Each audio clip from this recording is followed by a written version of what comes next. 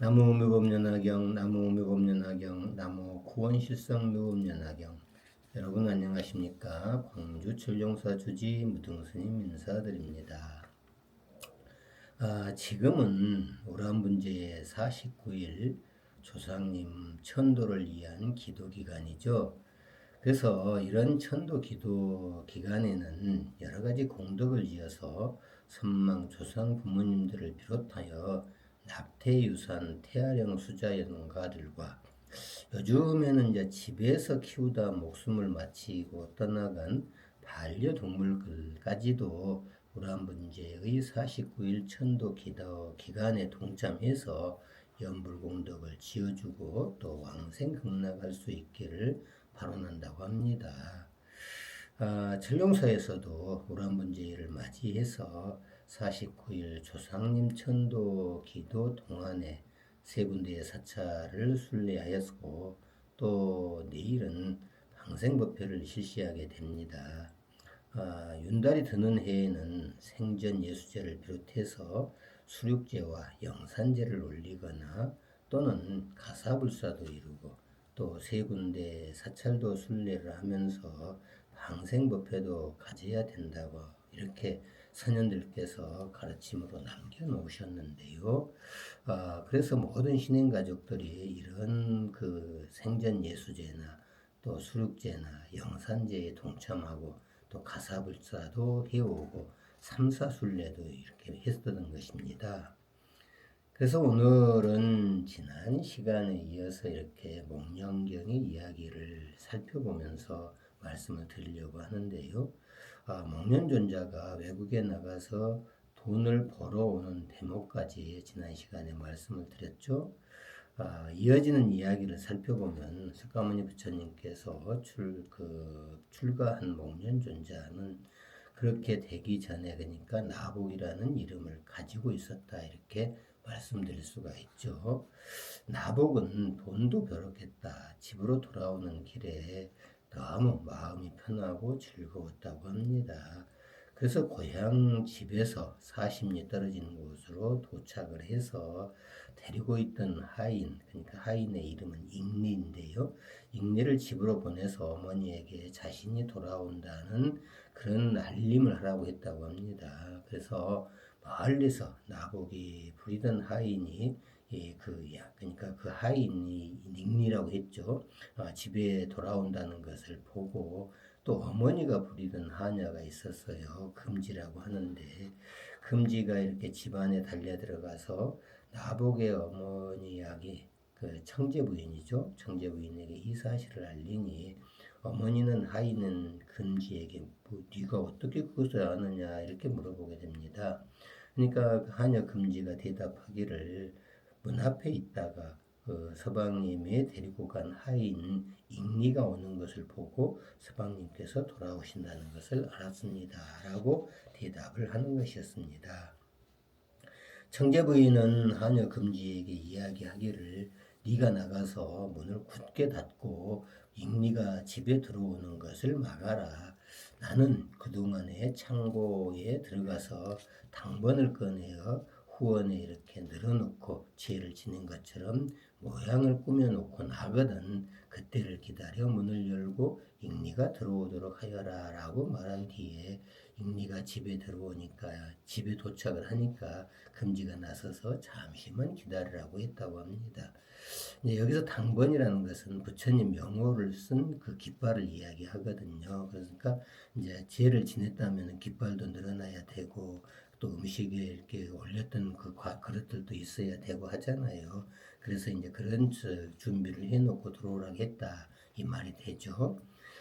잠시 후에 이제 익리가 들어와서 보니까 그 어머니 청제 부인이 그런 정성을 쏟았고 아직까지도 이렇게 향연기가 피어 있고 그러거든요. 그래서 근데 이제 그 어머니가 청제 부인이 익리에게 말하기를 네가 서방님을 모시고 돈을 벌기 위해 떠난 이후로 나는 집에서 날마다 오백성제를 지냈다. 만일 믿지 못하겠으면 네가 후원 불당 앞에 가서 내가 죄에 올린 것을 보아라고 이야기를 하니까 잉리가 후원불당으로 들어가서 수저는 수저대로 늘어져 있고 또 밥그릇은 밥그릇대로 늘어져 있고 또 이렇게 번은 번대로 쳐져 있고 그런 거 봤을 거 아닙니까?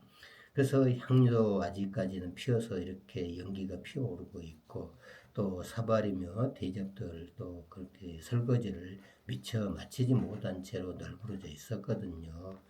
그래서 이제 그 임리가 이제 집을 보고 와서 어머니께 이렇게 선물 꾸러기며 또 자신이 벌어온 돈을 보면서 나복이 이렇게 혼자 생각을 했어요. 그러니까 나복은 임리를 집에를 보내고 나서 이제 혼자 이렇게 생각을 하게 되었던 거죠. 만일 어머니께서 착한 인연을 지으시고 500승제를 지내셨으면 나는 이 돈을 가지고 돌아가 어머니께 공양할 것이지만 만일 악업의 인연을 지으셨다면 나는 이 돈으로 어머니를 위해 보시하는 데 바쳐야겠다라고 생각을 했습니다. 그런데 이제 하인 잉리가 돌아왔을 거 아닙니까? 그래서 돌아오더니 서방님 마님께서는 보통 어른이 아니었습니다. 제가 집안에 들어가 보니 마님께서는 날마다 500승제를 올리고 계셨던 모양입니다.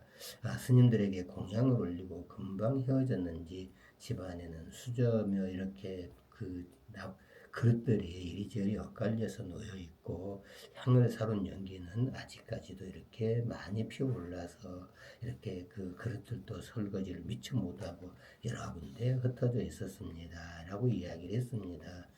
그래서 이제 나복은 임리가 이야기를 해주는 것을 보고 잠시라도 어머니를 이렇게 잘못 생각했다는 것이 들어서 나는 여기에서 어머니 계신 곳을 바라보면서 1000번을 절을 하리라라고 이렇게 절을 드리기 시작을 했는데요.